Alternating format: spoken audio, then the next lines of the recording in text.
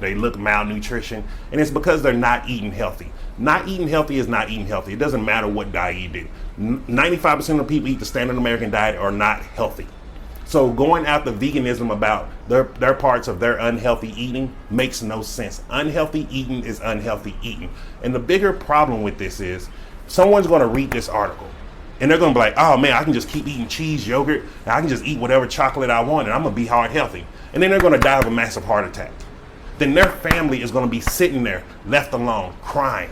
Their family is their kids, their wife, their mother, their father, their brother, their sister. We have to start changing the way we approach health. We can't keep trying to fight the existing paradigms of health. We must create a new one. And it goes to one of my favorite quotes from Buckminster Fuller, where he says, you can't try to fight, you can't change the existing model by fighting it. You must create a new model to where the old model can no longer exist. And we must start doing that with our health also. You must create a level of health to where your old level of health does not exist anymore.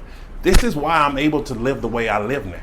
It's because I created a model of health that the old model can no longer exist in.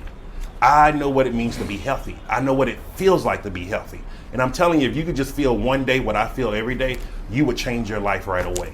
And these articles are the things that are stopping you from doing it. This misconfusion, these lies on top of truths, and then they're just keeping you where you're staying stagnant and you're still eating a standard American diet. And so then after that, it gives you an inaccurate study.